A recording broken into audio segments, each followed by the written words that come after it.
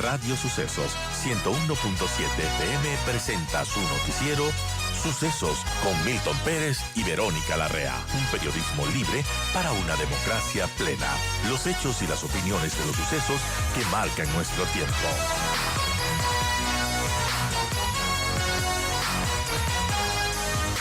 El manejo de la seguridad tuvo el 47%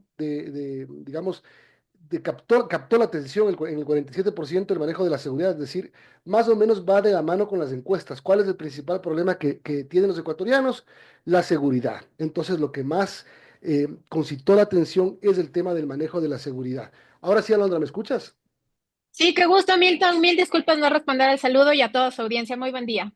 Buen día. Te preguntaba que luego de ver las primeras cifras de lo que fue el debate, quiénes ganaron, quiénes salieron bien librados, quiénes perdieron, quiénes hicieron el papelón y quiénes no, ¿cuál es tu apreciación de lo del domingo?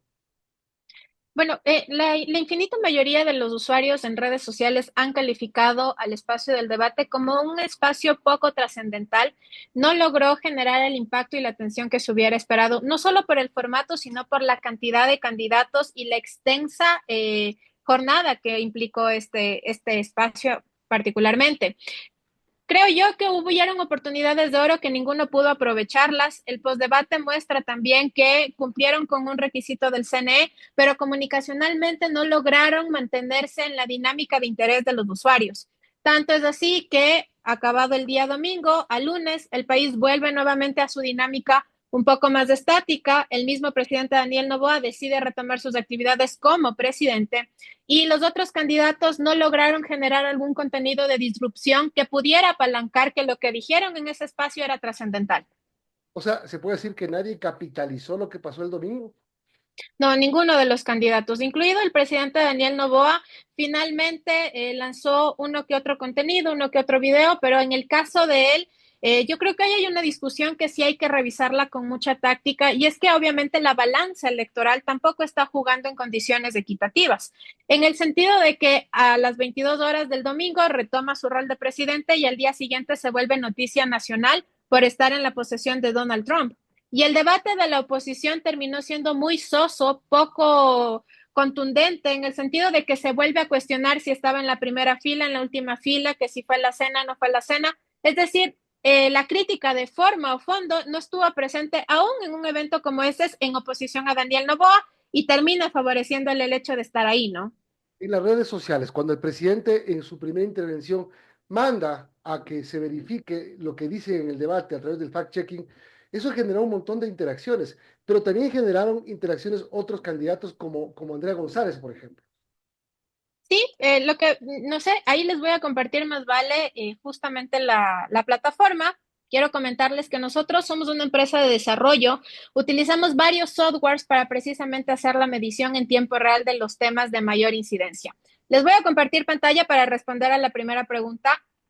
Ahí estamos, me confirman, por favor. Listo, la tenemos. Perfecto. Entonces, ahí ustedes van a notar, la primera pregunta es, bueno, cuando Daniel Noboa invita a la audiencia a ver su plataforma de fact check, ¿qué tanto generó? Esta es la línea de tiempo de los picos más relevantes de Daniel Noboa en términos de publicación y audiencia, que es lo que a nosotros nos interesa ir midiendo paulatinamente. Y ahí ustedes van a notar que, bueno, el debate arranca a las 7, le voy a poner justamente la medición de cada 15 minutos, la intervención del presidente Daniel Noboa, si logra o no logra un despunte. Y ahí ustedes van a darse cuenta que de hecho él lo menciona en los primeros 15 minutos y no logra un crecimiento exponencial. Más vale las respuestas donde él tiene un pico de audiencia relevante es la respuesta a la pregunta de Francisco Tabaqui cuando le dice cuáles son los nombres de los 4 niños. La gran mayoría decía que el no haber respondido a eso era una vergüenza, era inadmisible. Sin embargo, pasó todo lo contrario, porque la respuesta del presidente es eso no es una pregunta, no viene obviamente a la discusión que nos atañe este momento. Así que pasa desapercibido y finalmente la respuesta del presidente Daniel Noboa tiene más impacto posterior al debate. Es decir, la gente dijo que respondió muy bien porque el interés de Tabaqui era precisamente capitalizar y politizar un evento que además todavía no termina de esclarecerse. Con la segunda pregunta respecto a Andrea González Nader, ¿en qué punto ella logra, obviamente, jalar un margen de audiencia importante? Lo vamos a ver igual en tiempo real. Y ahí ustedes van a notar que en el caso de ella, la primera respuesta es la que logra el enganche. Fue la única candidata que logró golpear para que la gente se quedara viendo lo que ella tenía que decir cuando le dice: Luisa, yo soy anticorreísta por todo lo que ustedes le hicieron al medio ambiente. Ahí vamos a ver nuevamente la línea de tiempo en el caso de la intervención de Andrea. Mira, además de estos datos importantes, ese día particularmente su margen de atención digital era extremadamente bajo. Le vamos a poner igual con un filtro de cada 15 minutos para detectar en qué punto ella logra un despunte significativo, y es precisamente a la primera intervención cuando ella da su saludo inicial, 52 publicaciones registradas, 714,000 en audiencia. Es decir, su primera respuesta alcanzó a 714,000 cuentas o usuarios de redes sociales. Luego, sus siguientes intervenciones también empiezan a aumentar en volumen de publicación, como ustedes pueden darse cuenta. Y finalmente, a las 9:45, ella logra tener de 70 publicaciones, 301 publicaciones, y el margen de audiencia que capitaliza es de 4.7 millones en usuarios de redes sociales, que ya es la interpelación sobre el tema de los puertos y el manejo de la revolución ciudadana frente al narcotráfico durante su gobierno. Entonces, ahí ustedes pueden ver cómo estuvieron, en qué picos la audiencia participó y cómo le sumó a Andrea González su participación en el debate. Qué interesante, Alondra, buenos días. Yo quiero preguntarle los sentimientos que arrojaron los candidatos, quién capitalizó, por ejemplo, los sentimientos más positivos, los sentimientos más negativos. Eso entiendo que también se mide en esta herramienta de Social Golden. Sí, en el caso de la polaridad, ya del 19 a exactamente hoy, 22 de enero, todavía el presidente Daniel Noboa tiene un peso significativo en data, y eso hace que también tenga un peso de polaridad favorable. No excepcional, favorable. Él cierra con el 43% de contenido positivo en redes sociales. He puesto la gráfica de los emojis para que ustedes puedan ver la gran diferencia en los clústeres, digamos, del top 4 que tuvo relevancia en un evento como este. Ahí ustedes van a notar que en el centro está el corazón de ADN con 37,696 publicaciones. Le sigue Luisa González con una polaridad del 40%, y ella logra también capitalizar de alguna forma con el emoji de la bandera del Ecuador, igual el corazón de la RC. Y finalmente, el emoji de burla fue uno de los que más destacó, porque las publicaciones en relación a Andrea González no la atacaban, sino que tenían connotación de términos negativos. Nosotros medimos el tema de las palabras, cómo la gente las usa, y las categorizamos por positivos, negativos y neutros. Entonces hubo mucha gente que empezó a satirizar la respuesta, ¿no? A González le dio una arrastrada a Luisa. Andrea González Nader, déjenlo morir, y un montón de memes también, ¿no? Por eso resalta, pero no es en oposición a ella o es en ataque. Fue la situación la que le dispara este tipo de categorizaciones. Y finalmente, Leonidas Issa es uno de los candidatos que con menos data registra un volumen significativo de positivismo, alrededor del 46%. Cuando hablo de data, ¿a qué data me refiero? Por interacciones, para que la audiencia pueda comprender, lo que nosotros medimos es el margen de participación de la audiencia. Es decir, los comentarios, los compartidos y los likes. Son los 3 KPIs más importantes para saber que a alguien le interesó un tema. Y en ese sentido, Luisa logra 2.6 millones de interacciones. En el caso del presidente Daniel Noboa, 4.7 millones de interacciones. Leonidas Issa, 261,000. Y Andrea González, que fue la sorpresa, digamos, de aprovechar ese día el debate, logra 1.3 millones de interacciones.